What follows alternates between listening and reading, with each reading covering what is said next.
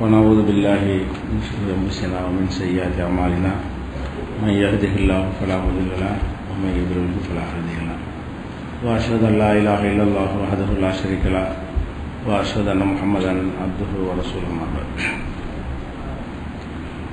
கண்ணியத்திற்குரிய எல்லாம் அல்ல அல்லாஹ் ஜல்ல ஷானஹு தஆலாவின் நல்லடியார்களே, இஸ்லாத்தின் ஆதாரம் இறைவனுடைய வஹி மட்டுமே என்ற இந்த தொடரிலே ஏராளமான சான்றுகளை நாம் எடுத்து வைத்து சந்தேகத்துக்கு இடமில்லாத வகையில் வஹி மட்டும்தான் மார்க்கம் என்பதை விளங்கியிருக்கிறோம்.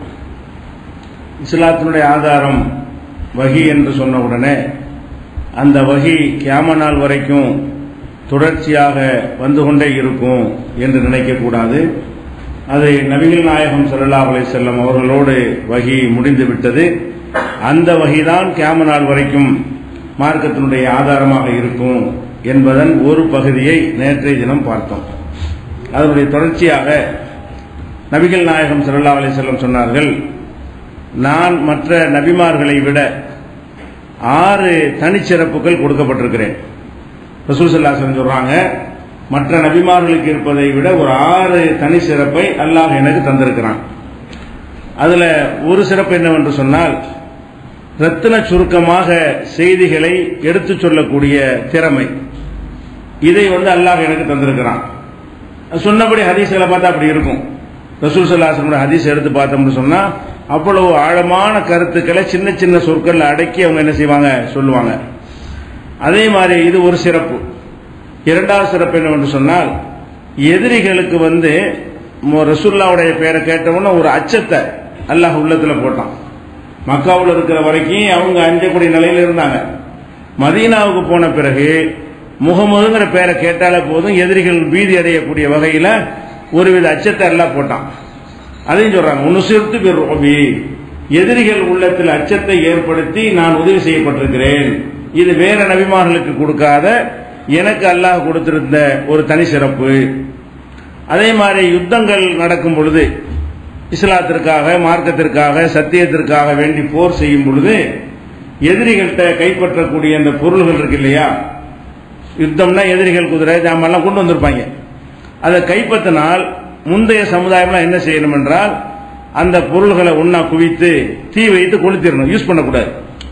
எதிரிகள்கிட்ட கைப்பற்றின கனிமத்துன்னு சொல்றோம் இல்லையா, அந்த கனிமத்துங்கிற பொருளை ரசூல் ஸல்லல்லாஹு அலைஹி வஸல்லம் முன்னாடி வரைக்கும் என்ன சட்டம் என்றால், அதை பயன்படுத்தாமல் எரித்து விட வேண்டும்.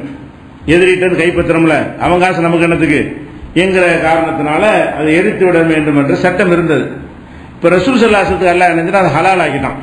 போர்க்களத்தில் எதிரிகள்கிட்ட கைப்பற்றின பொருளாக இருக்குமே ஆனால் கனிமத்து நம்ம எடுத்துக்கொள்ளலாம், போர் வீரர்களுக்கு பங்கிட்டு கொடுக்கலாம், இந்த மாதிரி ஹலாலாக்கப்பட்டிருக்கிறது.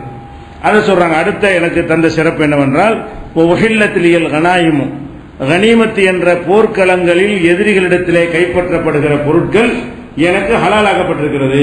எனக்குன்னா என் சமுதாயத்திற்கு ஹலாலாக்கப்பட்டிருக்கிறது. இது மற்ற நபி கொடுக்காத ஒரு தனி சிறப்பு. அதே போல ஜுஇலத்திலியல் அர்து தஹூரம் மஸ்ஜிதா, பூமி முழுவதுமே தொழுமிடமாகவும் தூய்மை செய்யத்தக்கதாகவும் எனக்கு ஆக்கப்பட்டிருக்கிறது. முந்தைய சமுதாயம் எல்லாம் எல்லா இடத்திலும் தொழ முடியாது. அந்த வழிபாட்டு தலத்தில் மட்டும்தான் அவங்க தொழ முடியுமே தவிர எந்த இடத்திலையும் தொழுவதற்கான அனுமதி முந்தைய சமுதாயங்களுக்கு கிடையாது. ரசூல் ஸல்லல்லாஹு அலைஹி வஸல்லம் சமுதாயத்திற்கு வழிபாட்டு தலத்தில் தொழுவது சிறப்பித்து சொல்லப்பட்டு இருந்தாலும் எங்க வேண்டாலும் தொழுவலாம். வீட்டில் தொழுவலாம், ரோட்டில் தொழுவலாம், காட்டில் தொழுவலாம், சுத்தமான எந்த இடத்துல வேண்டும் வாகனத்தில் போய் கொண்டே தொழுகலாம். அப்ப எல்லா பூமி முழுவதுமே தொழுவதற்குரிய இடமாக எனக்கு ஆக்கப்பட்டிருக்கிறது. முந்தைய சமுதாயத்துக்கு அப்படி இல்லை என்று ஒரு சிறப்பை சொல்றாங்க. அதே மாதிரி பூமியில தயமம் செய்யறவங்களை சுத்தம் செய்யறது, மண்ணை கொண்டு தயமம் செய்கிறது, இது ரசூலுல்லாஹ்வுக்கு மட்டும் கொடுத்த அதான் சுத்தம் செய்யக்கூடியதாக ஆக்கப்பட்டிருக்குங்கிறாங்க. இதை சொல்லிட்டு கடைசியா சொல்றாங்க, ஒவ்வொரு சிறுத்தைகள் ஹல்கி காஃபா, நான் மனித குலம் படைப்பினம் முழுவதற்கும் அனுப்பப்பட்டிருக்கிறேன். மனுஷ குலத்துக்கு மட்டுமல்ல, ஜின்னையும் சேர்த்து சொல்றாங்க. படைப்பினங்கள் அனைவருக்கும் நான் ரசூலாக அனுப்பப்பட்டிருக்கிறேன். நபியூன், என் மூலம் நபிமார்களுக்கு முத்திரையிடப்பட்டு விட்டது, எனக்கு பிறகு யாரும் வரமாட்டார்கள். இப்படி 6 சிறப்பு எனக்கு தரப்பட்டிருக்குன்னு சொல்லும் பொழுது 6ல ஒரு சிறப்பாக என்ன சொல்றாங்க, நான் அகில உலகத்துடைய நபியாக இருக்கிறேன், எனக்கு பிறகு யார் வரமாட்டார்கள் என்று முத்திரையிடப்பட்ட கடைசி நபியாக இருக்கிறேன். இப்படி ரசூல் ஸல்லல்லாஹு அலைஹி வஸல்லம் சொல்லி இருக்கிறாங்க. இது முஸ்லிம் நூல்ல 812வது ஹதீஸாக இடம்பெற்றிருக்கிறது. அப்ப நம்ம என்ன விளங்குறோம், நபிகள் நாயகம் ஸல்லல்லாஹு அலைஹி வஸல்லத்துக்கு பிறகு யாரு நபி, நானும் நபி, நான் ரசூல் எவனா சொல்வானேயானால், அல்லது இந்த வார்த்தையை சொல்லாம வஹி எனக்கு வருது என்கிற தோரணைகள் சொல்வானேயானால் அவன் பொய் சொல்லுகிறான், அவன் அல்லாஹ் மேல இட்டு கட்டுகிறான், மிகப்பெரிய அநியாயக்காரனா இருக்கிறான் என்று நம்ம என்ன செய்யணும், விளங்கிக் கொள்ள வேண்டும். அடுத்ததாக ரசூல் ஸல்லல்லாஹு அலைஹி வஸல்லம் சொல்றாங்க, இது புகாரியில 3455வது ஹதீஸாக இடம்பெற்றிருக்கிறது. கானத்து பனு இஸ்ராயீல தசூசுஹுமுல் அம்பியா, இஸ்ரவேல் சமுதாய மக்களை எல்லாம் நபிமார்கள் தான் தலைமை தாங்கி வழி நடத்தினார்கள். ரசூலுல்லாஹ் சொல்றாங்க, இஸ்ரவேல் மக்களுக்கு தலைவர் யாரு தான் இருப்பாங்க, எந்த காலகட்டத்திலும் நபி தான் இருப்பார். அப்ப குல்லமா ஹலக நபியும் ஹலபஹு நபியும், ஒரு நபி மரணித்து விட்டால் அடுத்த நபி அந்த இடத்துக்கு வந்து விடுவார். இஸ்ரவேல் சமுதாயத்தை பொறுத்த வரைக்கும் ரசூலுல்லாஹ்வுக்கு முந்தி வரைக்கும், இப்ப கிடையாது, ரசூல் ஸல்லல்லாஹு அலைஹி வஸல்லம் முன்னாடி வரைக்கும் இஸ்ரவேல் சமுதாயத்திற்கு நபி தான் தலைமை தாங்குவார். ஏதாச்சும் ஒரு நபி மௌத்தா போனவுடன் அடுத்த ஒரு நபி எல்லாம் நியமித்து அவர் தலைமையில தான் அந்த மக்களை வழி நடத்துற மாதிரி எல்லாம் ஏற்படுத்தி இருந்தான். ஆனால் ஒயின்னஹு லா நபிய பாதி, ஆனா எனக்கு பிறகு நபிங்கிற பேச்சை எந்த நபியும் கிடையாது. லா நபிய பாதினா சின்ன நபி, பெரிய நபி, அந்தஸ்துல குறைந்த நபி, நபிக்கு சில விளக்கம் கொடுக்குறாங்க. அது மெயின் நபி, நாங்க நிழல் நபி நபின்னு சொல்லிவிட்டு, அப்ப ரசூலுல்லாஹ் இடத்துல உன்னை எப்படி வைக்கிறேன்னு கேட்டா லில்லி நபி, அதான் நிழல் நபி ஆகும். அது நிஜ நபி, நாங்கள் நிழல் நபின்னு சொல்றாங்கல்ல, அதுக்காகத்தான் ரசூலுல்லாஹ் என்ன செய்றாங்க, லா நபிய பாதி, எந்த நபியும் கிடையாது, எனக்கு பிறகு எந்த விதமான நபியும் கிடையாது. ஹலீஃபாக்கள் வருவாங்க, ஆட்சி தலைவர்கள் நிறைய வருவாங்களே தவிர எனக்கு பிறகு நபிங்கிற பேச்சுக்கு இடமே கிடையாது என்று ரசூல் ஸல்லல்லாஹு அலைஹி வஸல்லம் வித்தியாசப்படுத்துறோம். முந்தைய சமுதாயத்துக்கு நபிமார்கள் தான் தலைமை தாங்குவாங்க இஸ்ரவேல் மக்களுக்கு. இந்த சமுதாயத்துக்கு நான் வந்த பிறகு இந்த சமுதாயத்தில் அவங்களே உள்ளடக்கிதான். இந்த சமுதாயம்ல யார் அடங்குவா, அந்த இஸ்ரவேல் அடங்குவாங்க. இஸ்ரவேல் உள்ளிட்ட எல்லா மக்களுக்குமே நான் தான் நபியே தவிர எனக்கு பிறகு எந்த நபியும் கிடையாது என்று ரசூல் ஸல்லல்லாஹு அலைஹி வஸல்லம் சொன்னது புகாரியில 3455வது ஹதீஸில் இடம்பெற்றிருக்கிறது. அப்ப இந்த ரசூல் ஸல்லல்லாஹு அலைஹி வஸல்லம் மக்கள் அழகா தெளிவா சொல்லிட்டு போயிருக்கிறாங்க, எனக்கு பிறகு நபி வரமாட்டாங்கிற ஒரு விஷயத்தை. ஏன்னா பொய்யர்கள் நம்மளை வழிகெடுத்து விடக் கூடாது என்பதற்காக வேண்டி 2 அர்த்தம் தராத தெளிவான வார்த்தைகளை கொண்டெல்லாம் சொல்லிட்டு போயிருக்கிறாங்க. அதே மாதிரி முஸ்லிம்ல 4342வது ஹதீஸில் இருக்கிறது, ரசூல் ஸல்லல்லாஹு அலைஹி வஸல்லம் அவர்கள் தனக்கு சில பெயர்களை, எனக்கு சில பெயர்கள் இருக்கிறது, நம்ம முகமதுங்கிற பெயர் தானே தெரிஞ்சு வச்சிருக்கிறோம், அது மட்டும் எனக்கு பேர் இல்ல, எனக்கு வேற சில பேரும் இருக்குது அப்படின்னு சொல்றாங்க. அதுல வேற பேர் என்னன்னா, ஆனா முகமதுங்கிறது நான் தான். ஆனா அகமதுன்னு எனக்கு என்ன இருக்குது, பேர் இருக்கிறது, அகமது என் பேர் தான். அனல் மாஹின்னு அழிப்பவர்னு அர்த்தம். மாஹி என்றும் எனக்கு ஒரு பெயர் இருக்கிறது. அது ஏன் அந்த பெயரை வச்சிருக்கிறேன்னு கேட்டா, அல்லது யும்ஹாபியல் குஃப்ரு, என்னைய கொண்டுதான் குஃப்ர் அழிக்கப்பட்டது, நான் குஃப்ரை அழித்த காரணத்தினால் குஃப்ரை அழிப்பவர் என்கிற பெயரும் எனக்கு இருக்கிறது. அனல் ஹாஷிர் என்கிற பெயரும் இருக்கிற, ஹாஷிர்னா மக்களை எல்லாம் திரட்டுபவர், ஒன்று திரட்டுபவர் அப்படிங்கிற ஒரு பெயரும் எனக்கு இருக்கிறது. அனல் ஆகிபு, இறுதியானவர் என்ற பெயரும் எனக்கு இருக்கிறது. இறுதியானவர்னா அல்லாஹ் இறுதிங்கிற அந்த அர்த்தம் கிடையாது. ரசூலுல்லாஹ் இறுதிக்கு விளக்கம் கொடுக்குறாங்க, ஒல் ஆகிபு அல்லது லைஸ பாதஹு நபியும், எனக்கு பிறகு எந்த நபி வரமாட்டாங்க இல்லையா, அந்த வகையில் நான் இறுதியானவன் என்ற பெயர். ரசூலுல்லாஹ்வுக்கு இறுதியானவர் ஒரு பெயரை அல்லாஹ் கொடுத்திருக்கிறான். அந்த பேருக்கு மீனிங்கே ரசூலுல்லாஹ் சொல்லிடுறாங்க. என்ன மீனிங், இறுதியானவர்னா கியாமத் வரைக்கும் இருப்பார்னு அர்த்தம் கிடையாது. இறுதியானவர்னா இறுதி நபி, எனக்கு பிறகு எந்த நபியும் கிடையாது என்கிற பொருளில் இறுதியானவர்ங்கிற பெயரும் எனக்கு இருக்கிறது என்று நபி ஸல்லல்லாஹு அலைஹி வஸல்லம் சொன்னதாக முஸ்லிம்ல 4342வது ஹதீஸில் இடம்பெற்றிருக்கிறது. இப்படி பல விஷயங்கள்ல ரசூல் ஸல்லல்லாஹு அலைஹி வஸல்லம் எச்சரிச்சிருக்கிறாங்க. அது போக இன்னொரு சந்தர்ப்பத்தில் சொல்றாங்க, ஒரு கனவுல ரசூல் ஸல்லல்லாஹு அலைஹி வஸல்லம் கையில எல்லா பொக்கிஷமும் கொடுக்கிற மாதிரி கனவு காண்றாங்க. கனவுல எல்லா ராஜ்யங்களும் அவங்க கையில் வந்துச்சுல, பெரும்பாலான கைசர் கிஸ்ராவெல்லாம் விழுந்துட்டாங்க. அனைத்து ராஜ்யங்களுடைய பொக்கிஷமும் சாவியும் அவங்க கையில கொடுக்கிற மாதிரி ஒரு கனவை காண்றாங்க. அப்ப என்னுடைய கையில தங்கத்தினால 2 காப்புகள், என்னுடைய கையில தங்கத்தினால 2 காப்பு போடுற மாதிரி கனவுல காண்றேன். அது ரொம்ப பாரமா இருக்குது. 2 காப்பா இருந்தாலும் என் கையை பிடிச்சு இழுத்து அழுத்துற அளவுக்கு அந்த 2 காப்புகளும் பாரமாக இருந்தது. அப்ப இது என்னன்னு எனக்கு தெரியல.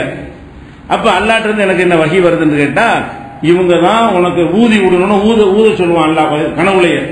ஊதணும்னு பறந்துடும்.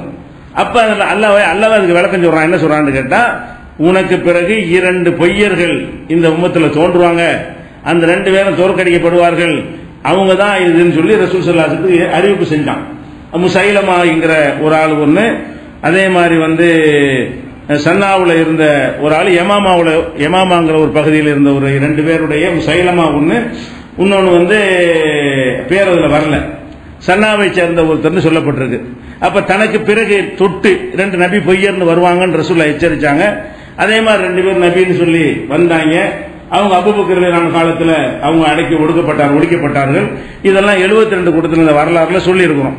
அப்ப தனக்கு பிறகு வரக்கூடிய அடுத்து தொட்டு வரக்கூடிய நபிமார்களை பத்தி சொல்லி இருக்கிறாங்க. இன்னும் 30 பேர் வந்துகிட்டே இருப்பானுவோ, சொல்லிக்கிட்டே இருப்பாங்க, நம்பி ஏமாந்துடாதீங்க என்றெல்லாம் ரசூல் ஸல்லல்லாஹு அலைஹி வஸல்லம் தெளிவான வார்த்தைகளை கொண்டு, நான் தான் கடைசி நபி, எனக்கு பிறகு நபி இல்ல, வஹி இல்ல, இனிமே அல்லாஹ்விடமிருந்து எந்த செய்தியும் புதுசா வராது என்று தெளிவுபடுத்தி விட்டார்கள். இத குர்ஆனுடைய வசனங்கள்லையும், இது ஹதீஸ்ல தெளிவான வார்த்தைகள் இருக்குது. குர்ஆன்ல இது மாதிரியான வசனங்கள்லாம் இருக்கு. இதெல்லாம் நோட் பண்ணி வைத்துக் கொண்டீர்களேயானால் எதிர்காலத்தில் உங்களை யாரும் ஏமாற்றி விடாமல் இருப்பதற்காக உதவும். அதில் ஒரு வசனம் என்னவென்றால் 7வது அத்தியாயத்தில் 158வது வசனம், அல்லாஹ் சொல்கிறான், குல் நபியே நீங்கள் சொல்லுங்கள், யா அய்யுஹன்னாஸ் மனிதர்களே, இன்னி ரசூலுல்லாஹி இலைக்கும் ஜமீஆ, நான் உங்கள் அனைவருக்குமான அல்லாஹ்வின் தூதன். மனிதர்களேன்னு கூப்பிட்டு விட்டு உங்கள் அத்தனை பேருக்குமான அல்லாஹ்வுடைய தூதன். அப்ப இந்த குர்ஆன் எவ்வளவு காலம் வரைக்கும் இந்த யா அய்யுஹன்னாஸ் கூப்பிட்டு இருக்கிறோமோ அது வரைக்கும் யார் தான் தூதர்? அவங்க தான் ரசூல் ஸல்லல்லாஹு அலைஹி வஸல்லம் தூதர் என்று அல்லாஹ்வே சொல்கிறான். அவங்க உலக நபி என்பதற்கு இது ஒரு ஆதாரமாக இருக்கிறது. அதே மாதிரி 21:107 ஒமா அர்சல்நாக இல்லா ரஹ்மத்தல் லில் ஆலமீன், அகிலத்திற்கு அருட்கொடையாக, அகிலத்திற்கு ஆலமீன் என்ன, ரப்புல் ஆலமீன்ங்கறோம்ல, ஆலமீன்னா அல்லாஹ்வை தவிர எல்லாத்துக்கும் பேர் ஆலமீன், அனைத்தையும் பராமரிக்கிறவன் அல்லாஹ், அனைத்துக்கு ரஹ்மத்தாக உன்னை நான் அனுப்பி இருக்கிறேன் என்று சொன்னால், அப்ப நபி ஸல்லல்லாஹு அலைஹி வஸல்லம் தான் அனைத்துக்கு, ரசூலுல்லாஹ்வுக்கு பிறகு வந்த அனைவருக்குமே அவங்க தான் அல்லாஹ்வுடைய தூதர் என்பதற்கு அந்த வசனமும் ஆதாரமாக இருக்கிறது. அதே மாதிரி 25:1 அல்லாஹ் சொல்லுகிறான், தபாரக்கல்லதி நஸலல் ஃபுர்கான அலா அப்திஹி லியகூன லில் ஆலமீன நதீரா, அகிலத்திற்கே எச்சரிக்கையாக இருப்பதற்காகத்தான் உனக்கு இந்த குர்ஆனை அருளி இருக்கிறேன்.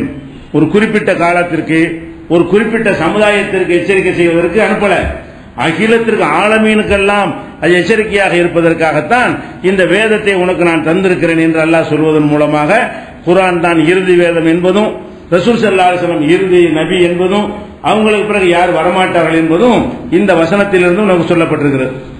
அதே மாதிரி 14:52 அல்லாஹ் சொல்லி காட்டுகிறான், ஹாதா பலாகுல் லின்னாஸ், இந்த குர்ஆன் மனித குலம் அனைவருக்கும் சென்றடைய வேண்டியது. மனிதன் அனைத்து மாந்தருக்கும் சென்றடைய வேண்டிய ஒரு அறிவுரையாகும் என்று மனிதர்களுக்கு உள்ளது என்று அல்லாஹ் சொல்லி காட்டுகிறான். அதே மாதிரி மனிதர்களை உங்கள் அத்தனை பேருக்கும் நான் அச்சமூட்டி எச்சரிக்கை செய்யக்கூடியவன் என்ற நபியை நீங்கள் சொல்லிவிடுங்கள் என்று 22:49 அல்லாஹ் சொல்லி காட்டுகிறான். அதே மாதிரி 62:3 அல்லாஹ் சொல்லி காட்டுகிறான், உம்மியான சமுதாயத்தில் உங்களை அனுப்பினோம், தூதரை அனுப்பியிருக்கிறேன், இவங்களுக்கு மட்டும் தூதர் இல்ல, வாஹரீன மின்ஹும் லம்மா யல்ஹகு பிஹிம், இதுவரை வராமல் இனிமேல் வர இருக்கிறார்களே அந்த மக்களுக்கும் நீ தூதராக இருக்கிறாய். இந்த காலத்தை கடந்து அல்லாஹ் சொல்றான், இந்த இப்ப உலகத்துக்கே தூதராக இருக்கிற இந்த ஜெனரேஷன் மாத்திரம் தூதர் கிடையாது, இவங்களுக்கு பிறகு இனி இந்த மக்களுக்கு பின்னாடி வருவாங்களே அடுத்தடுத்த சமுதாயம், அவங்களுக்கும் நீ தூதராக இருக்கிறாய்ங்கிற வாசகத்தையும் அல்லாஹ் சொல்லி காட்டுகிறான். அதே இது 62:3 6வது அத்தியாயம் 19வது வசனத்தில் அல்லாஹ் சொல்கிறான், ஊஹிய இலைய ஹாதல் குர்ஆன், இந்த குர்ஆன் எனக்கு அருளப்பட்டிருக்கிறது. எதுக்கு என்று கேட்டால், லி உன்திரக்கும் பிஹி, இதை கொண்டு உங்களை நான் எச்சரிப்பதற்காகவும், ஒமம்பலக, இந்த குர்ஆன் இனி யாரையெல்லாம் அடையுமோ அத்தனை வரையும் நான் எச்சரிப்பதற்காக. குர்ஆனை கொண்டு வாழ்ந்து கொண்டிருக்கிறீங்களா, உங்களை எச்சரிப்பேன். எனக்கு பிறகு இந்த குர்ஆன் யாரையெல்லாம் சென்றடையுமோ அவர்களை நான் தான் எச்சரிப்பேன். அது என்னுடைய போதனை தான் எச்சரிக்குமே தவிர வேற ஒரு தூதர் வந்து எச்சரிக்க மாட்டாரு. இந்த வசனமும் தெளிவாச்சு. ஊஹிய ஹாதல் குர்ஆன் லியுன்திரக்கும் பிஹி வமம்பலக, இந்த குர்ஆனை கொண்டு என் காலத்தில் வாழ்ந்த உங்களையும் நான் எச்சரிப்பேன். இனி யாரையெல்லாம் இந்த குர்ஆன் அடையுமோ, நம்ம அடைஞ்சிருக்கல, இது மாதிரி இன்னும் பின்னாடி அடையும்ல, இந்த குர்ஆன் யாரையெல்லாம் அடையுமோ அவ்வளவு பேரையும் எச்சரிப்பதற்காக என்று அல்லாஹ் இந்த 6:19 வசனத்தில் சொல்லி காட்டுகிறான். அதே மாதிரி இன் ஹுவ இல்லா திக்ருல் லில் ஆலமீன், இந்த குர்ஆன் என்பது அகிலத்திற்கு உள்ள அறிவுரை, ஆலமீனுக்கெல்லாம் அறிவுரையாக இருக்கிறது என்று 38வது அத்தியாயத்தில் 88 வசனத்தில் சொல்லி காட்டுகிறான். அப்ப அந்த நபிங்கிற டாபிக் இடமே கிடையாது. ஒரே ஒரு வாய்ப்பு இருக்கு, ஒரே ஒரு சந்தேகம் நமக்கு வரும். அதையும் ரசூலுல்லாஹ் தகர்த்துட்டு போயிட்டாங்க. எப்படி? இப்ப ஈசா நபி அவர்கள் வந்து உயர்த்தப்பட்டிருக்காங்க நான் நம்புறோம். குர்ஆன்ல இருக்கு, அதை பத்தி இருக்கிறது, ஹதீஸ்ல இருக்கிறது. உலகம் அழியக்கூடிய காலத்தில் அவங்க வருவாங்க. அப்ப ரசூலுல்லாஹ்க்கு பிறகு நபி வரமாட்டாங்கன்னு அவர் வருவாருன்னு ஒரு சந்தேகம் நமக்கு வரும்ல. ரசூலுல்லாஹ்க்கு பிறகு நபி வரமாட்டாங்க, ஓகே. அப்ப ஈசா நபி வரத்தானே செய்வாங்க, அவங்க இறுதி காலத்தில் வர போறாங்களே அப்படின்னு சொன்னா அவர் நபியாக வரமாட்டார். நபிங்கிறது ஒரு மனிதனுடைய இயற்கை தன்மை கிடையாது, அது ஒரு பொறுப்பு. அந்த பொறுப்பு கொடுத்தா தான் ஒரு தூதராக இருப்பார். அவர் வாழ்ந்த காலத்தில் அந்த பொறுப்பு அல்லாஹ் கொடுத்து அந்த பணியை செய்ய சொன்னான். ஈசா நபி அனுப்பி புதுசா நம்மளுக்கு புது மார்க்கத்தை கொண்டு வரதுக்கு அல்லாஹ் அனுப்பி வைக்கிறான். அவர் வேதத்தை வாங்க போறாரா? அந்த வேதத்தை வச்சு நமக்கு பிரச்சனை பண்ண போறாரா? அவர் சாதாரண இந்த உம்மத்தில் ஒருவர் தான் வருவார், அல்லாஹ்வுடைய தூதராக வரமாட்டார். அல்லாஹ்வுடைய தூதர் தான் அவரு. யாருக்கு? இஸ்ரவேல் மக்களுக்கு தான் ஒரு தூதர். அவர் எப்படி சொன்னார்? பனி இஸ்ராயேல கூப்பிடுத, யா பனி இஸ்ராயேல இன்னி ரசூலுல்லாஹி இலைக்கும், இஸ்ரவேல் மக்களே நான் உங்களுக்கு அல்லாஹ்வால் அனுப்பப்பட்ட தூதர் என்று தான் ஈசா நபி சொன்னாங்க. அப்படிதான் குர்ஆன்ல இருக்கிறது. இப்ப ஈசா நபி தூதராக அனுப்பப்பட்டது வந்து இஸ்ரவேல்ங்கிற ஒரு சமுதாயத்துக்கு தான். இந்த சமுதாயத்துக்கு ஒரு தூதர் இல்ல, வருவாரானா தூதராக வரமாட்டாரு என்பதை ரசூலுல்லாஹ் விளக்குறாங்க. எப்படி விளக்குறாங்கன்னு கேட்டா, அந்த கடைசி காலத்துல ஈசா அலைஹிஸ்ஸலாம் இறங்கி வருவாங்க இல்லையா, அந்த காலத்தில் ஒரு சரியான ஒரு இஸ்லாமிய ஆட்சி அரசு அப்போதைக்கு இருக்கும். அப்ப அந்த ஆட்சி தலைவர் சொல்லுவாரு ஈசா நபியை பார்த்துட்டு, வாங்க நீங்க தொழுவீங்க அப்படின்னு சொல்லும் பொழுது ஈசா நபி என்ன செய்வாங்க? நான் தொழுவிக்க மாட்டேன், உங்களில் சிலருக்கு தலைமை தாங்குவீங்களே தவிர நான் தலைமை தாங்க முடியாது. ஈசா நபி மறுத்துருவாங்க. உங்கள உள்ளவங்க தான் நீங்க ஒருத்தர் தொழுவிச்சுக்கணுமே தவிர நான் வந்து உங்களுக்கு தொழுகைக்கு தலைமை தாங்குற அந்த இமாமத்து பொறுப்பு கூட நான் ஏற்க மாட்டேன். அவர் என்ன வர்றாரு வழங்கி போச்சா இல்லையா? தூதரா வர்றாரு, ஒரு தலைவரா கூட வரல, அவர் மரணிக்கிறதுக்கு வர்றாரு. ஒரு சின்ன ஒரு டியூட்டி அவருக்கு இருக்கிற, தஜ்ஜால கொல்ற டியூட்டி.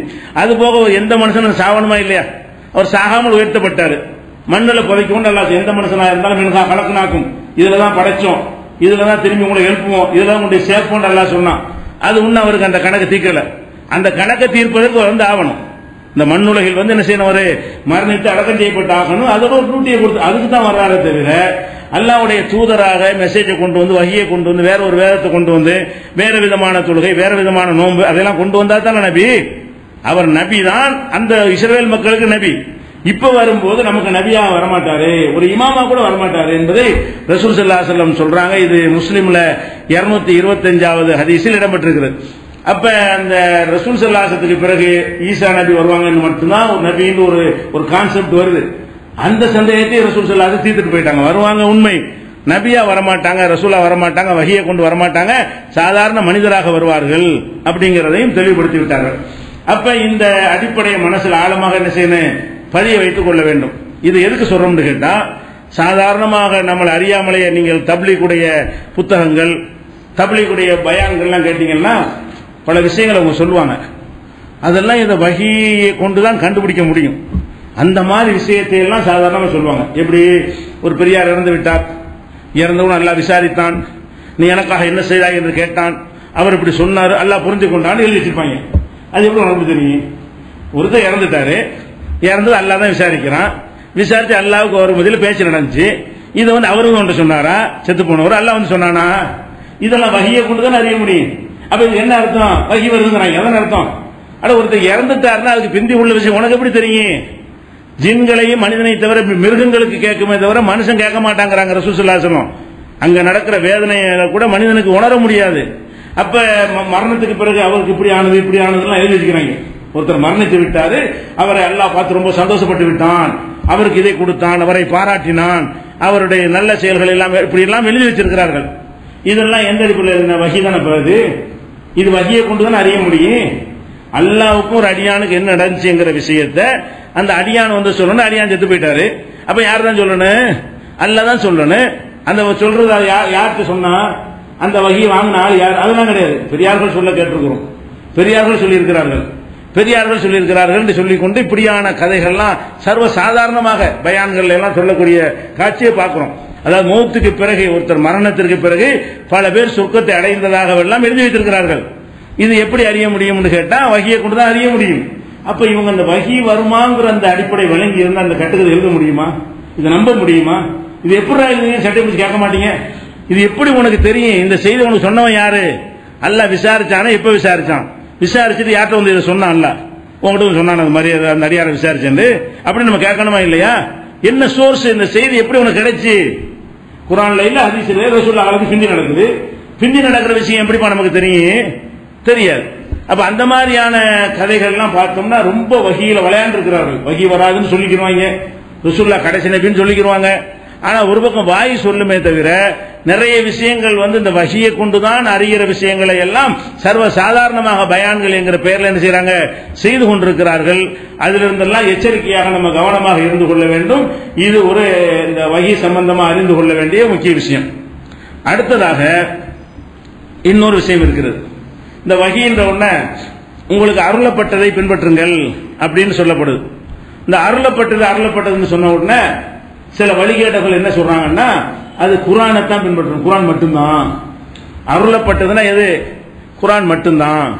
ரசூல் ஸல்லல்லாஹு அலைஹி வஸல்லம் எந்த ஒரு விளக்கமோ அவங்களுடைய வழிகாட்டுதலோ அது மார்க்கம் கிடையாது, அதை பின்பற்றக்கூடாது. ஏன்னா அல்லாஹ் சொல்வது என்ன? உங்களுக்கு இறைவனிடமிருந்து அருளப்பட்டதை பின்பற்றுங்கள், அல்லாஹ்விடமிருந்து வர்ற செய்தியை பின்பற்றுங்கள், வஹியை பின்பற்றுங்கள் என்று அல்லாஹ் சொல்றான். வஹின்னா இதுதான், குர்ஆன் தான். அதனால குர்ஆனை மட்டும்தான் பின்பற்றணுமே தவிர குர்ஆனில் இல்லாமல் ரசூல் ஸல்லல்லாஹு அலைஹி வஸல்லம் சொன்னதாக எந்த செய்தி வந்தாலும் அதை நாம ஏற்றுக்கொள்ள மாட்டோம் அப்படின்னு சொல்லி இந்த அகல குர்ஆன்ங்கிற பெயர்ல பல பெயர்கள்ல உலகம் முழு சின்ன சின்ன கூட்டம் இருந்து கொண்டு அவங்க ஹதீஸ்களை முழுமையாக நிராகரிக்கக்கூடியவர்களாக இருக்கிறாங்க.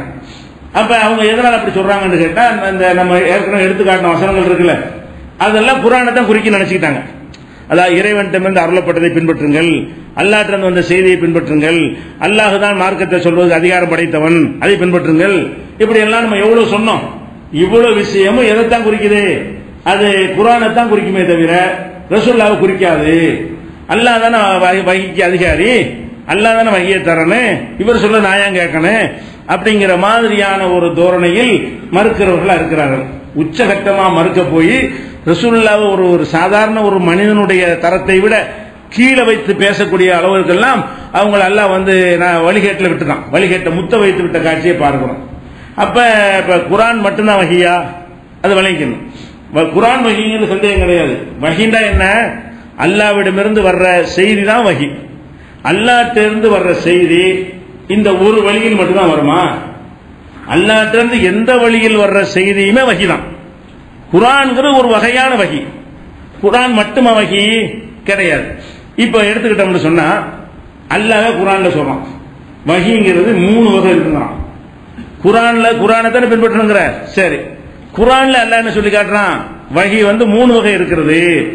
42வது அத்தியாயத்தில் 51வது வசனத்தில் அல்லாஹ் சொல்லி காட்டுகிறான், மா கானலி பஷரின், எந்த ஒரு மனிதராக இருந்தாலும் ஐயு கல்லிமஹுல்லாஹு, அல்லாஹ் அவற்றை பேசுவதாக இருந்தால் இல்லா வஹியன், ஒன்னு வஹி மூலமாக பேசுவான், அவ் மின் வராயி ஹிஜாபின், திரைக்கு அப்பால் இருந்து பேசுவான், அவ் யுர்சில ரசூலன், ஒரு தூதரை அனுப்பி யூஹி பீதனிஹி மாயஷா, அவன் நாடியதை அவர் வழியாக தெரிவிப்பான். இந்த 3 வகையாக அல்லாஹ் வந்து மனிதர்களுக்கு, மனிதர்கள் நபிக்கு தான், மனிதர்களுக்கு என்ன செய்யறான்? செய்திகளை அறிவிக்கிறான். அப்ப அல்லாஹ்விடம் இருந்து வரக்கூடிய செய்திகள் வந்து 3 வகையில் இருக்கிறது. ஒரு வகை என்ன? ஒரு ரசூலை அனுப்பி, ரசூல்னா மலக்கு, ஒரு மலக்கு அனுப்பி அந்த மலக்கு வழியாக அவன் என்ன நினைக்கிறானோ சொல்லி அனுப்புவான். இப்ப குர்ஆன் அந்த வகையில ஒண்ணுதான். குர்ஆன்ங்கிறது எந்த வகையில வந்ததுதான்?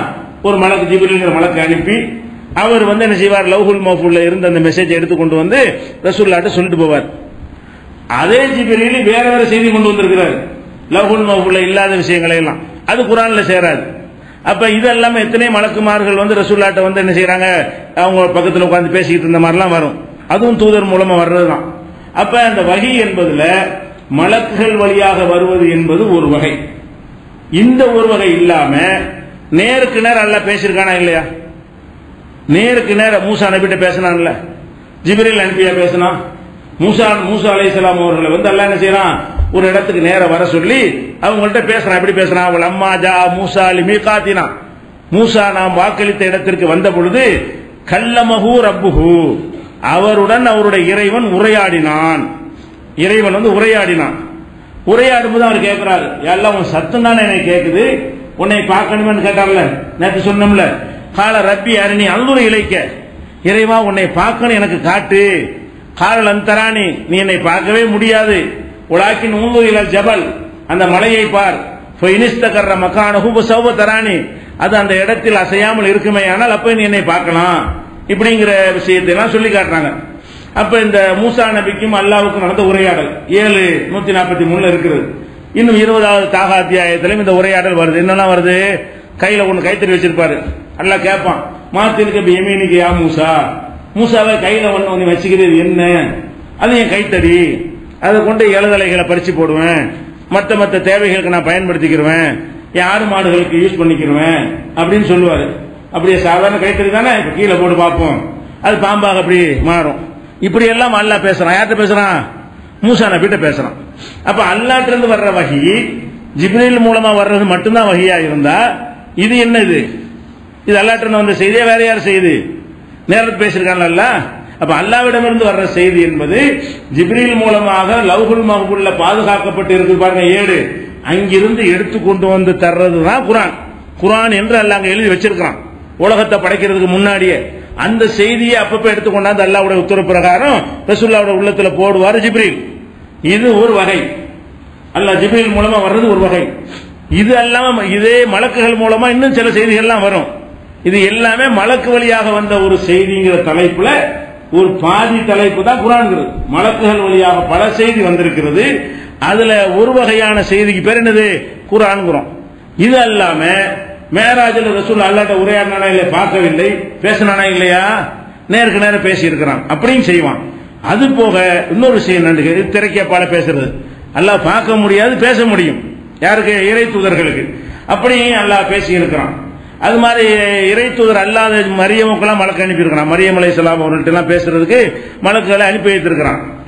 இது போக இன்னொரு வகை என்னன்னா, உள்ளுணர்வில் பேசுவது, மனசுல போடுவது. இது அல்லாஹ் தான் போடுறான்னு அவங்களுக்கு தெரியும்.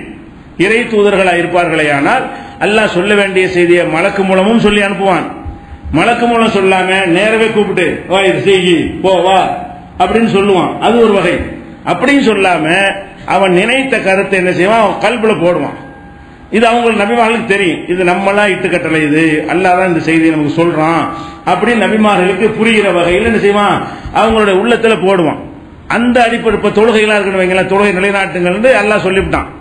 ரசூல் ஸல்லல்லாஹு அலைஹி கையை ஒசத்துனாங்க. இதெல்லாம் வந்து இட்டுக்கட்டி அவங்களா சொன்னதில்லை. கையை ஒசத்துங்கிறது அங்கிருந்து வந்த மெசேஜ் தான். அது எந்த வகை? அது மூணாவது வகை. ஒரு வகையான வகை வந்து மலக்கு அனுப்பி பேசுறது, அதுல குர்ஆன் அடங்கும். இன்னொரு வகையான வகை வந்து நேருக்கு நேரம் பேசுவது, அல்லாவே அந்த அடியார்ட்ட நேருக்கு நேரம் பேசுவான் பார்க்காம, அது ஒரு வகை. இன்னொரு வகை என்னவென்று சொன்னால் உள்ளுணர்வுல ஏற்படுத்துறது. இதுக்கு உதாரணம் சொல்வதாக இருந்தால், தேனி இருக்குல்ல, தேனிக்கு கூட அல்லாஹ் வஹி அறிவிச்சேன்னு சொல்றான். தேனீக்கள் இருக்கு பாருங்களேன், தேனின்னு ஒரு கொசு இருக்கு இல்லையா, அதுக்கு வந்து அல்லாஹ் வஹா ரப்புக இலன் நஹ்லி, தேனீக்களுக்கு அல்லாஹ் வஹி அறிவித்திருக்கிறான். என்ன வஹி அறிவித்திருக்கிறான்? நீ எங்க எவ்வளவு தொலைவுக்கு வேண்டாலும் நீ பிரயாணம் பண்ணிப்போ, ஒரு சிரமம் இல்லாமல் உன்னுடைய கூட்டுக்கு நீ திரும்பி வருவாய் அப்படின்னு நான் தேனிக்கு வஹி அறிவித்தேன்.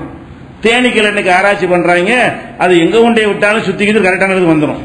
பல்லாயிரக்கணக்கான மைல் பயணம் செஞ்சாலும் ஆகாயத்தில் ஏதாவது சிக்னல்லாம் போட்டா காட்டுவாங்க, எப்படி போனோம்னு தெரியாது. ரோட்ல போனாலும் நம்ம தடுமாறிடுறோம். ரோட்ல எவ்வளவு அடையாளங்கள் பார்க்க முடியும். இந்த பக்கம் ஒழுங்கு பச்சை கட்டுறது, இங்க ரோடு வளையுது, இந்த இது இருக்குன்னு கண்டுபிடிச்சு திருப்பி வந்துடலாம். அதே மாதிரி ஆகாயத்தில் என்ன இருக்கு? அடையாளம் ஒண்ணுமே இருக்காது. அந்த ஆகாயத்தில் பறந்து போன தேனீக்கள் என்ன செய்யும்? திரும்பி அதே மாதிரி வந்துடும். எத்தனை ஆயிரம் கிலோமீட்டர் போனாலும் வந்துடும். கம்ப்யூட்டர்களால் கூட அந்த மாதிரி வழிகளை கண்டுபிடிக்க இயலாதுன்னு சோதனை பண்ணி அதை நிரூபிச்சிருக்கிறாங்க. அப்ப தேனீக்களுடைய வழி அறியும் திறன்கிற தலைப்புல நம்ம திருக்குர்ஆன் தமிழாக்கத்தில் கூட அந்த அறிவியல் அந்த ப்ரூஃபை எழுதி இருக்கிறோம். எதுக்கு சொல்றோம்? இதை சொல்லும்போது அல்லாஹ் என்ன செய்யறான்னு கேட்டா, அவுஹா ரப்புக இலன் நஹ்லி, தேனிக்கு வஹி அறிவித்தேன். தேனிக்கு குர்ஆனை கொடுத்தனப்ப ஜிப்ரீல் அனுப்பி சொன்னானா, அது உள்ள போடுறான். தேனியுடைய ப்ரோக்ராம் உள்ளத்துல அதுக்குரிய ப்ரோக்ராம செட்டிங் பண்ணி விட்டேன் அப்படிங்கிறதுக்கு வஹிங்கிற வார்த்தையை எல்லாம் என்ன செய்யறான், பயன்படுத்தி இருக்கிறான். அந்த மாதிரியான ஒரு அடிப்படையில தான் மூணு வகையான வஹி இருக்கு. குரான்ல குரான் வஹி தான். குரானே குரான் மட்டும் வஹின்னு சொல்லல, குரான் வஹி தான். அந்த குரான் என்ன சொல்லுதுன்னு கேட்டா, குரான் அல்லாத வேறு வஹிகளும் உண்டு. அது என்ன வகை? நேருக்கு நேர 5 வேளை தொழுகை கடமையாக்குனதெல்லாம் ஜிப்ரீல் மூலம் கடமையாக்கல.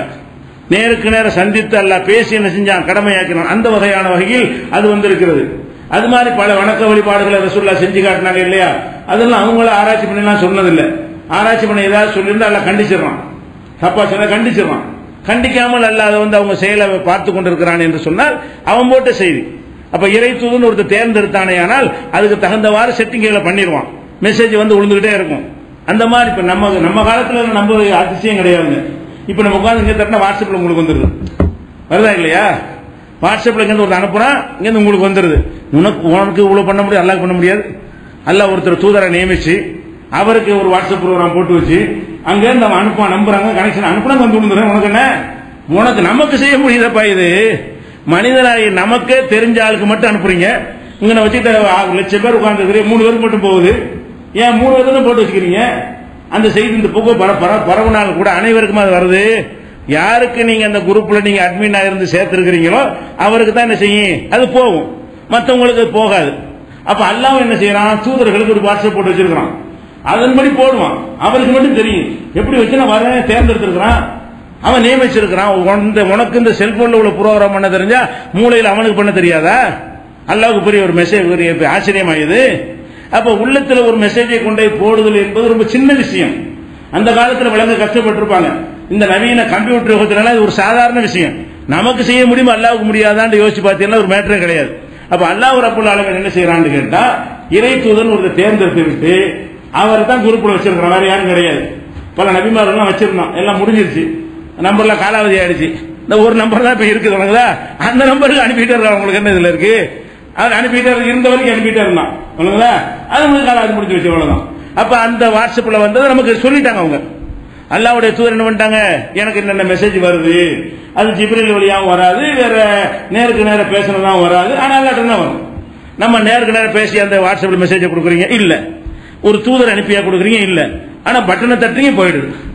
இப்படிங்கிறது ஒரு பெரிய ஆச்சரியமா இந்த மாதிரி வருவது, இந்த மாதிரி வருவது ஆச்சரியம் இல்லை. இந்த நவீன கண்டுபிடிப்புகள் வராத காலத்து விழிச்சாங்க, எப்படி வரும், அங்க இருந்துட்டு இப்படி உள்ளத்துல கொண்டு போட முடியுமான்னு நினைச்சாங்க. இப்ப நினைக்க முடியாது, அந்த காலத்துல ஒரு கஷ்டமா நினைச்சிருக்கிறாங்க. அதனால அல்லாஹ் ரப்பல் ஆலமீன் சிலரை தேர்ந்தெடுத்தானே, ஆனால் தூதர்களை அவர்களுக்கு உள்ளத்திலும் என்ன செய்வான், இந்த செய்திகளை போடுவான். அப்ப 3 வகை இருக்குனால விளைவிக்கணும். அப்ப அந்த 3 வகை இருக்கும் பொழுது அல்லாஹ் அருளியது குர்ஆன் மட்டும்தான் நினைக்க கூடாது. குர்ஆனும் அல்லாஹ் அருளியதுதான். குர்ஆன் அல்லாம ரசூலுடைய உள்ளத்தில் அருளி அவர் செஞ்சு காட்டினாரையானால், அது ஆத்தன்டிக்கான ப்ரூஃப் இருக்குமையானால் அதுவும் என்னதான், அதுவும் வஹிதான். அஸ்லாத்தின் ஆதாரம் வஹி மட்டுமே என்பதுல கண்டிப்பா எது சேரும், அந்த யார் அந்த வஹியை கொண்டு வந்தாரோ அவருடைய சொல் விளக்கம் செயல் விளக்கம் எல்லாமே அடங்கும் என்பதற்கு இந்த ஒரு வசனத்தை எடுத்துக்கொள்ளலாம். அதே மாதிரி அந்த தேனி சம்பந்தமான விஷயம் 1669 இருக்கிறது. அடுத்ததாக இதுக்கு சில உதாரணத்துக்கு பாருங்களேன்.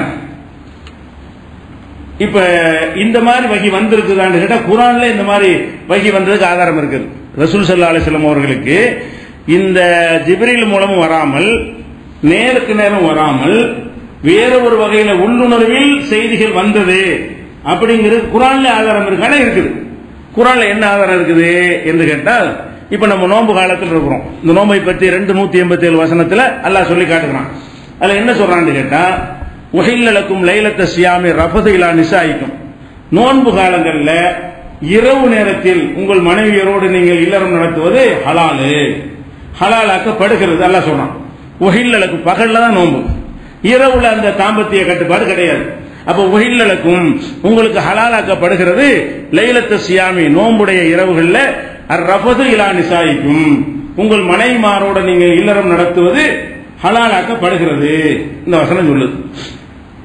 அதை சொல்லிட்டு ஹுன்ன லிபாசுல்லக்கும் அன்தும் லிபாசுல்லஹுன்ன, நீங்க அவங்களுக்கு ஆடையா இருக்கிறீங்க, அவங்க உங்களுக்கு ஆடையா இருக்கிறாங்கன்னு அது ஒரு விஷயத்தை முடிச்சிடறான். முடிச்சிடல என்ன சொல்றான்னு கேட்டா, ஹலாலாக்கப்படுகின்றான்ல, இதுக்கு முன்னால ஹலாலா இருக்கல. இந்த ஹலாலாக்கப்படுதுங்கிற வார்த்தையிலிருந்து என்ன விளங்குது? இதுக்கு முன்னாடி பகலில் எப்படி தாம்பத்தியம் ஈடுபடக்கூடாதோ நோன்பு கால இரவுலையும் ஈடுபடக்கூடாதுன்னு சட்டம் இருந்திருக்குது. அதனால இப்ப ஹலாலாக்கப்படுதுங்கிறான். அது இன்னும் தெளிவாக அல்லாஹ் சொல்கிறான், அலிமல்லாஹு அன்னக்கும் குன்தும் தக்தானூன அம்சக்கும், நீங்கள் இந்த கட்டளையை செயல்படுத்த முடியாமல் மீறிக்கொண்டு உங்களுக்கு நீங்களே துரோகம் செய்ததை அல்லாஹ் வகையை நான் அறிந்து கொண்டேன். இரவுல தாம்பத்தியம் பண்ண கூட அல்லாஹ் சொல்லியிருந்தான்ல, இரவுல மீறிடுறாங்க. பகல்ல கரெக்டா இருந்துடுறாங்க, சாப்பிடாம குடிக்காம இருக்கிறதுனால தாம்பத்தியத்தையும் தவிர்த்துறாங்க. இரவுல தாம்பத்தியத்துக்கு மட்டும் தடை இருந்துச்சா, அந்த கட்டத்தில் என்ன செஞ்சாங்கன்னா சஹாபாக்கள் அதை கட்டுப்பட முடியல. உங்களால நல்லா சாப்பிட்டு வீட்டுல தனியா இருக்கிறாங்கல்ல, இந்த தனிமையா இருக்கக்கூடிய நேரத்தில் அந்த தாம்பத்தியத்தில் ஈடுபட்டுறாங்க. அதை சொல்றான், நீங்க ஈடுபட்டீங்க, இப்ப தாபா அழைக்கும் அல்லாஹ் நான் மன்னிச்சுட்டேன், இன்னும் அது குற்றம் இல்ல, தெரியாம செஞ்சிட்டீங்க, இப்ப என்ன செய்ய பொல்ல ஆன பாஷிருகுன்ன, இப்போது முதல் நீங்கள் இல்லறத்தில் ஈடுபட்டுக் கொள்ளுங்கள் இரவுல. அப்ப இரவுல இல்லறத்தில் ஈடுபடாதீங்க என்று ஒரு தடை இருந்து இப்ப அந்த தடை நீக்கப்பட்டு இப்போது முதல் உங்களுக்கு அது அனுமதிக்கப்படுது அப்படின்னு இந்த வசனம் சொல்லுது. சரியா? 187 சொல்லுது. இப்ப என்ன இதுல விஷயம்னா 2 மேட்டர் இருக்குது. இப்ப அனுமதிக்கப்படுகிறது ஒண்ணு வருது. இதுக்கு முன்னே தடை இருந்துச்சு, தடை இருந்ததுன்னு இப்ப அனுமதிக்கப்படும். இப்போது முதல் நீங்கள் எல்லாத்தில் ஈடுபடலாம், நீங்க தப்பு செஞ்சிட்டீங்க, அதெல்லாம் நான் மன்னிச்சுட்டேன், இனிமேல் செய்யலாம், தாராளமா குற்ற உணர்வு இல்லாம நீங்க செஞ்சுக்கிறீங்க அப்படின்னு இந்த வசனம் சொல்லுது. அப்படின்னா இரவு நேரங்களில் மனைவி மாற்ற ரமலானுடைய இரவுல இல்லறத்தில் ஈடுபட ஹலால் வசனம் இருக்குல்ல, ஹலால் இந்த வசனத்தில் இருக்கு, 287 இருக்கு. இப்ப தடை செஞ்சு இருந்துச்சுல, அது ஒரு வசனம் குர்ஆன்ல இருக்கணும்ல, தடை செஞ்ச வசனம் இல்ல. தடை இருந்தது, நீங்கள் மீறி கொண்டிருந்தீர்கள், இப்போது நான் அனுமதிக்கிறேன். அப்ப குர்ஆன்ல தேடி பாத்தீங்கன்னா இப்ப அனுமதிக்கிறேங்கிற விஷயம் தான் இருக்குது. ஏற்கனவே தடுத்து இருந்தாங்கல்ல இல்லறத்தில் ஈடுபடக்கூடாதுன்னு இரவு நேரத்தில், அந்த கருத்தை சொல்ற ஒரு வசனம் குர்ஆன்ல இல்ல. அப்ப குர்ஆன்ல இல்ல, வேற எந்த வகையில் தடுக்கப்பட்டு இருக்கும்? தடுக்கப்பட்டு இருந்துச்சுன்னு அல்லாஹ் சொல்றான். குர்ஆன் மூலம் மட்டும்தான் வஹி வரும் என்று சொல்வார்களே, ஆனால் இதுவும் குர்ஆன் மூலம் தான் வந்திருக்கணும். எது? இரவு காலங்களில் நீ மனைவி விட்டு சேரக்கூடாது, நோன்பு காலத்தில் இரவில் மனைவி விட்டு சேராத அப்படிங்கிற கட்டளை எதுல இருக்கணும்? குர்ஆன்ல இருக்கணும். குர்ஆன் மட்டும்தான் வஹி என்று இருக்குமையானால் அப்ப இந்த மாதிரி வசனம் குர்ஆன்ல இருக்கணும். குர்ஆன்ல இல்லவே இல்ல, ஆனா அப்படி ஒரு சட்டம் இருந்துச்சு நல்லா சொல்றோம். ஏற்கனவே மனைவி மாற்ற சேரக்கூடாது என்ற தடை இருந்தது, அதை இப்ப நீக்குகிறேன் தான் அந்த வசனம் சொல்லுது. இந்த வசனம் ஒரு தடையை நீக்குகிறதை பேசுது. 287 வசனம் ஏற்கனவே தடை செஞ்சு இருந்துச்சுல, அதை செஞ்சது யார்? வேற வகையில தடுத்திருக்கான்ல, ஜிப்ரீல் மூலமா தடுக்கல, குர்ஆன் மூலமா தடுக்கல, ரசூலுல்லாஹ்வுடைய உள்ளுணர்வுல போட்டு ரசூலுல்லாஹ் தடுத்து வச்சிருந்தாங்க. அதுவும் வஹிதான். அது அவனுடைய தடையாக எல்லாம் எடுத்துக்கொள்றான். நான் தான் தடுத்து வச்சிருந்தேன், என் ரசூல் மூலம் உன்னை தடுத்தேன், நீ மீறிக்கிட்டே இருந்த, இப்போது உன்னை அனுமதிச்சுட்டேங்கிறான். அப்ப இந்த 287 என்ன வழங்குதுன்னு கேட்டா, ஒரு சட்டம் நீக்கப்பட்டதை இது சொல்கிறது. என்ன சட்டம்? ஏற்கனவே இருந்த ஒரு சட்டம், இரவு நேரத்தில் மனைவிமாரோடு சேரக்கூடாது நோன்பு காலத்தில், இந்த சட்டம் முன்னர் இருந்தது, அது நீக்கப்பட்டு விட்டதுன்னு தான் இதுல சொல்லுது. முன்னர் இருந்ததுன்னு இருக்குல்ல, முன்னர் இருந்தது எந்த வசனத்திலிருந்து எடுக்கிறது? புரியுது உங்களுக்கு? ட்ரையா இருக்கா? அப்ப முன்னர் அப்படி இருந்திருக்கு, சட்டம் இருந்துச்சு. அந்த சட்டம் எதில் இல்ல? குர்ஆனுடைய எந்த வசனத்தை கொண்டும் அந்த சட்டம் போடப்படவில்லை. ஆனா சட்டம் கண்டிப்பா இருந்துச்சுன்னு சொன்ன அல்லாஹ் போய் சொல்ல மாட்டான், இருந்திருக்கப்ப. அப்ப இந்த சட்டத்தை ரசூல் ஸல்லல்லாஹு அலைஹி வஸல்லம் போட்டிருப்பாங்க. அப்ப ரசூலுல்லாஹ் போட்ட அந்த சட்டத்தை அல்லாஹ் தான் போட்ட சட்டமாக ஆக்கி, நீங்க மீறிக்கிட்டே இருக்கிறீங்க, உங்களால செய்ய முடியல, நான் இப்ப நீக்கிட்டேன், இனிமே இரவு நேரத்தில் தாம்பத்தை ஈடுபடுங்க நல்லா சொல்லி கேட்டான். அந்த 3 வகையான வகை இருக்குங்கிற அந்த வசனத்தை ஒட்டியதாகவும் அதற்கு விளக்கமாகவும் இந்த 287 வசனம் இருக்கிறத பார்க்கணும். அதே மாதிரி இப்ப கிப்லா இருக்குல்ல, கிப்லா இப்ப நம்ம காபத்துல்லாவை நோக்கி தொழுது விட்டுருக்கோம். இப்ப இந்த பக்கம் அப்படி போனா நேர போனா காபாவில் போய் என்ன செய்யும்? முட்டும். உலகத்தில் எங்க இருந்து தொழுதாலும் காபாவை நோக்கி தொழுகிறோம். ஆனா ரசூல் ஸல்லல்லாஹு அலைஹி வஸல்லம் அவர்கள் மக்காவில் இருக்கும்போது என்ன செஞ்சாங்கன்னா காபாவை நோக்கி தொழுதாங்க. மக்காவில் தானே காபா இருக்குது. மக்காவில் இருந்த காலத்தில் காபாவை நோக்கி தொழுதாங்க. ஹிஜ்ரத் செய்து மதீனாவுக்கு வந்த பிறகு அங்க யூதர்கள்லாம் பைத்துல் முகத்தஸ் நோக்கி தொழுதுட்டு இருக்கிற பாக்குறாங்க. யூதர்களுடைய கிப்லா எது? பைத்துல் முகத்தஸ். அதுவும் ஒரு புனிதமான அல்லாஹ்வுடைய ஆலயம் தான். அந்த ஆலயத்தை நோக்கி எல்லாரும் தொழுகிறாங்க. உடனே ரசூலுல்லாஹ் என்ன செஞ்சாங்கன்னு கேட்டா, திசையே என்ன முக்கியம் அப்படின்னு சொல்லிட்டு பைத்துல் முகத்தஸை நோக்கி அவங்க தொழுவ ஆரம்பிச்சிடுறாங்க கொஞ்ச நாளைக்கு. அதுக்கப்புறம் என்னன்னு கேட்டா மறுபடியும் கிப்லாவை இந்த பக்கம் திரும்புங்க எல்லாட்டு கட்டளை வந்துருச்சு. முதல்ல காபாவை நோக்கி தொழுகிறாங்க, அப்புறம் மதீனாவுக்கு போன பிறகு பைத்துல் முகத்தஸை நோக்கி தொழுகிறாங்க, அப்புறமேல திரும்பவும் காபாவை நோக்கி தொழுவுமாறு எல்லாட்டு உத்தரவு வந்துச்சு. அது இன்னைக்கு வரைக்கும் நீடிக்கிறது. 17 மாசம் என்ன செய்யறாங்க, பைத்துல் முகத்தஸை நோக்கி தொழுகிறாங்க. மதீனாவுக்கு போய் 17 மாச காலங்களாக மதீனா பைத்துல் முகத்தஸை நோக்கி தான் காபா தொழுதிருக்காங்க எல்லா மக்களும். இப்ப அந்த மேட்டர்ல இந்த 3 விஷயத்தை ஞாபகம் வச்சுக்கிறேங்க. இதை பற்றி அல்லாஹ் குர்ஆன்ல என்ன சொல்றான்னு கேட்டா, முகமதே நீ அடிக்கடி இந்த கிப்லாவை அல்லாஹ் மாற்ற மாட்டானா என்று வானத்தை பார்த்து கொண்டே இருக்கிறாய். கதுனரா தகல்லுப வஜ்ஹிக பிஸ்ஸமாய், அதாவது ரசூல் ஸல்லல்லாஹு அலைஹி வஸல்லம் அந்த பைத்துல் முகத்தஸை நோக்கி தொழுறாங்கல்ல, தொழுதுட்டு இருக்கும்போது ரசூலுல்லாஹ் என்ன விரும்புறாங்கன்னு கேட்டா, இதை காபாவை மாத்தினா நல்லா இருக்குமே, பைத்துல் முகத்தஸை தொழுதுட்டு இருக்கிறமே, இந்த சட்டம் மாறி இப்ராஹிம் நபியுடைய கிப்லாவா இருந்துச்சு காபத்துல்லா, அதை நோக்குற மாதிரி சட்டம் வந்தா நல்லா இருக்குமே என்று உள்ளூர் ஆசைப்படுறாங்க. அந்த ஆசையை அல்லாஹ் சொல்றான். எப்படி சொல்றான், கதுனரா தகல்லுப வஜ்ஹிக பிஸ்ஸமாய், வானத்தை நோக்கி உன்னுடைய முகத்தை அடிக்கடி நீ திருப்பிக் கொண்டே இருக்கிறாய். ஃபலனு வள்ளி என்னக்கு கிப்லத்தன் தர்லாஹா, நீ ஆசைப்படுற அந்த கிப்லாவுக்கு இப்போது திருப்புகிறோம், திருப்பிக்கொள். ஃபவல்லி வஜ்ஹக ஷத்ரல் மஸ்ஜிதில் ஹராம், மஸ்ஜிதுல் ஹராமை நோக்கி திருப்புன்னு அல்லாஹ் சொல்லிடுறான். அப்ப பைத்துல் முகத்தஸை நோக்கி தொழுது கொண்டிருந்த ரசூல் ஸல்லல்லாஹு அலைஹி வஸல்லம் அவர்கள் அதை மாத்தணும்னு ஆசைப்படுறாங்க. பைத்துல் முகத்தஸை தொழுதுட்டாங்க, ஆனால் அது மாறினா நல்லா இருக்குமே, காபத்துல்லாவை நோக்கி தொழுதால் சிறப்பா இருக்குமே உள்ளூர் ஆசைப்படுறாங்க. 17 மாசம் வரைக்கும் அல்லாஹ் அதை விட்டு வச்சிருந்து 17 மாசத்துக்கு பிறகு அல்லாஹ் என்ன செய்யறான்னு கேட்டா அந்த வசனத்தை இறக்குறான். நீ ரொம்ப ஆசைப்படுற காபத்துல்லாவை நோக்கணும்னு சொல்லி இந்த கிப்லா வேணான்னு நினைக்கிற, உன் கோரிக்கை ஏற்று நான் என்ன செய்யறேன், இப்ப பைத்துல் முகத்தஸ்ல இருந்து இங்க மாத்திட்டேன்னு சொல்றான். சரியா, இது அந்த செய்யக்கூட அந்த சூறாவில் வருகிறது. அதாவது 2:143 144 பார்க்கலாம். இப்ப மேட்ரு என்னன்னு கேட்டா, ரசூல் ஸல்லல்லாஹு அலைஹி வஸல்லம் பைத்துல் முகத்தஸை நோக்கி தொழுதாங்கல்ல, தொழுது அல்லாஹ்வுடைய கட்டளைப்படிதான் தொழுதாங்க. அவங்களா தொழுதாங்களா? அல்லாஹ்வுடைய கட்டளைப்படிதான். அவங்களா பைத்துல் முகத்தஸை நோக்கி தொழுதிருந்தாங்களே ஆனால் அவங்களா காபாவுக்கு மாறி இருப்பாங்க. பைத்துல் முகத்தஸை நோக்கி தொழுதுட்டு அல்லாஹ் இது மாத்த மாட்டியா, அல்லாஹ் இது மாத்த மாட்டியான்னு கேட்டாலே என்ன அர்த்தம், அந்த பைத்துல் முகத்தஸை நோக்கி அவங்க தொழுதது அல்லாஹ்வுடைய உத்தரவுப்படிதான். அல்லாஹ்வுடைய உத்தரவுப்படிதான் பைத்துல் முகத்தஸை தொழுதாங்க. இதை மாறுறது நல்லதுன்னு ஆசைப்பட்டாங்க. 17 மாசம் மானத்தை நோக்கி நோக்கி பார்த்துட்டே இருந்தாங்க, வகி வருமாண்டு. 17 மாசத்துக்கு பிறகுதான் நீ இந்த பக்கம் திரும்ப வகி வந்து விட்டது. அப்ப என்ன விளங்குறோம் என்று கேட்டால், ரசூல் ஸல்லல்லாஹு அலைஹி வஸல்லம் அவர்கள் பைத்துல் முகத்தஸை நோக்கினார்கள், அதுவும் அல்லாஹ்வுடைய கட்டளைப்படிதான் நோக்கினார்கள். சரியா, அதனாலதான் அல்லாஹ் மாத்த மாட்டானான்னு ஆசைப்பட்டார்கள். அப்ப அல்லாஹ்வுடைய கட்டளைப்படிதான் நோக்கினார்கள் என்றால் அந்த கட்டளை குர்ஆன்ல மட்டும்தான் வரும் வஹி என்று இருந்தால் இந்த கட்டளை குர்ஆன்ல இருக்கணும்ல. பைத்துல் முகத்தஸை நோக்கி தொழுன்னு ஒரு கட்டளை குர்ஆன்ல இல்லவே இல்லை. பைத்துல் முகத்தஸை நோக்கி தொழுததை மாத்திரம் நீ ஆசைப்பட்டாய், அப்படிதான் குர்ஆன்ல இருக்கே தவிர பைத்துல் முகத்தஸை நோக்கி தொழுங்கள் அல்லாஹ்ட்ட இருந்து ஒரு உத்தரவு வரவே இல்லை. ஆனால் ரசூல் ஸல்லல்லாஹு அலைஹி வஸல்லம் தொழுதாங்க. அது அல்லாஹ்வுடைய கட்டளை பிரகாரம் தான் தொழுதார்கள் என்று அல்லாஹ் சொல்லி காட்டுறான். அப்ப அந்த வசனம் குர்ஆன்ல இல்ல. எந்த வசனம் இல்ல, முகமதே நீ பைத்துல் முகத்தஸை நோக்கி தொழுவு கட்டளை இல்ல. ஆனா ரசூலுல்லாஹ் தொழுதாங்கன்னு இருக்குது. அந்த தொழுகையும் அல்லாஹ்வுடைய உத்தரவுப்படி தான் தொழுதார்கள் இருக்குது. அதனால அல்லாஹ் மாத்துன்னு கேட்டாங்க. அப்ப இந்த கட்டளை எப்படி வந்திருக்கும், அல்லாஹ் ரசூல் உள்ளத்துல போடுறான். அந்த குர்ஆன் ஜிப்ரீல் மூலமா, குர்ஆன் வசனத்தின் மூலமாக சொல்லாம மதீனாவுக்கு போனோன்னு உள்ளத்துல ஒரு கருத்தை போடுறான். இப்படி திரும்ப இது அல்லாஹ் தான் இதை சொல்றான்னு நினைச்சு திரும்பிட்டாங்க.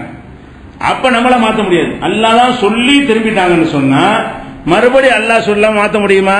அதான் வெயிட் பண்றாங்க, அல்லாஹ் மாத்துன்னு கேட்டுட்டு இருக்கிறாங்க. அப்ப இதுல என்ன விளங்குதுன்னு கேட்டா, இதுல பைத்துல் முகத்தஸை நோக்கி தொழுவதை அல்லாஹ் மாத்துகிறான். பைத்துல் முகத்தஸை நோக்கி தொழுங்கள் கட்டளை குர்ஆனில் இல்லை. ஆனால் அதை ரசூலுல்லாஹ் தான் அந்த கட்டளை போட்டார்கள்.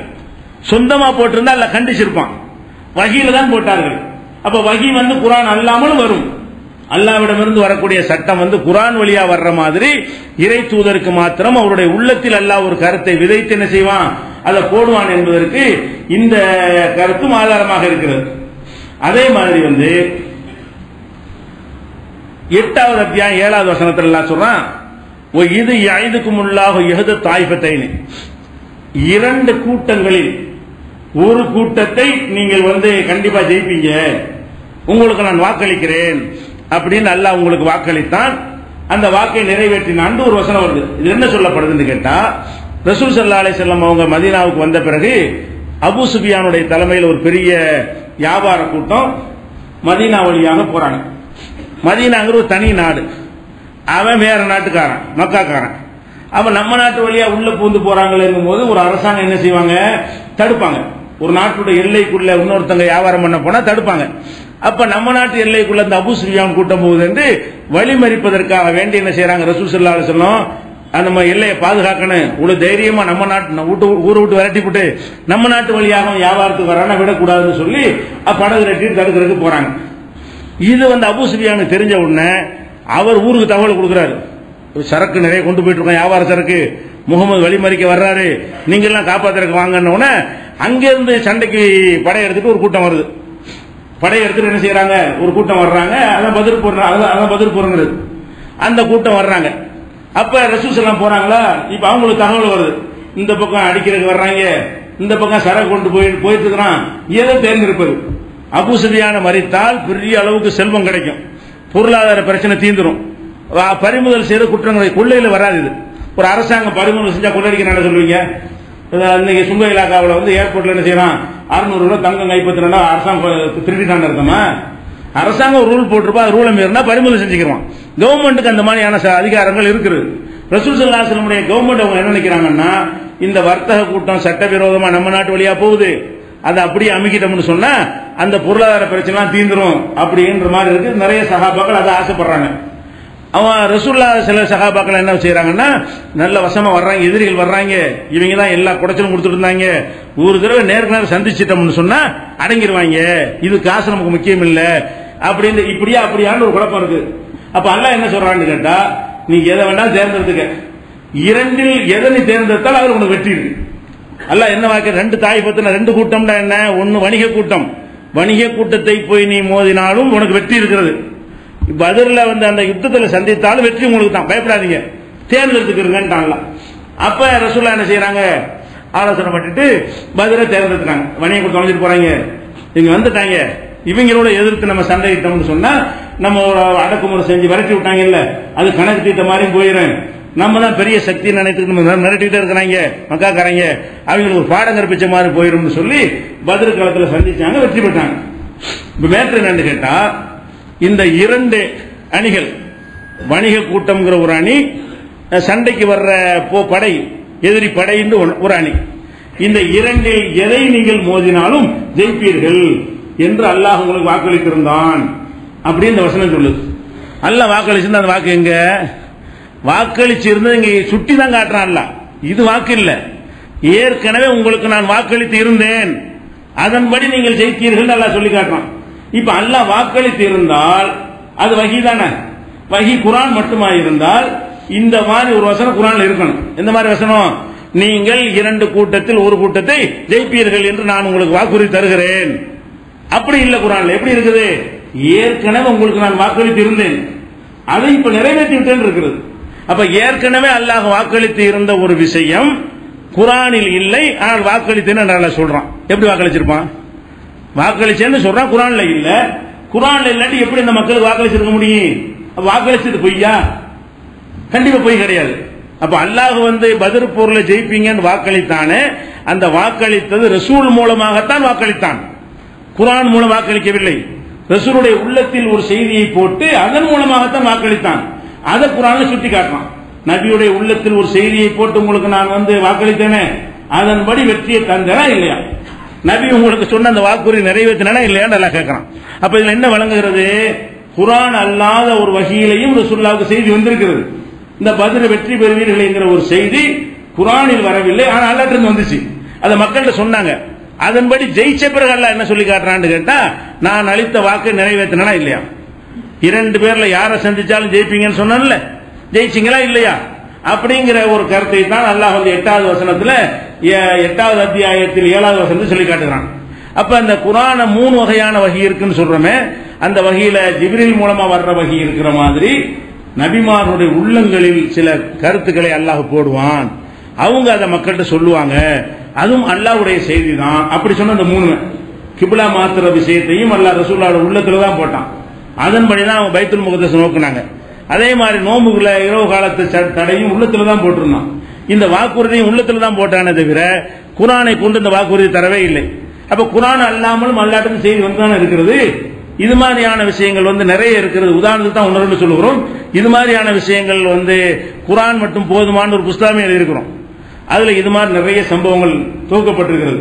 அதையே சொல்லிக் கொண்டிருந்தா ஒரு மாசம் அதுவே அவ்வளவு டைம் எடுக்கும்.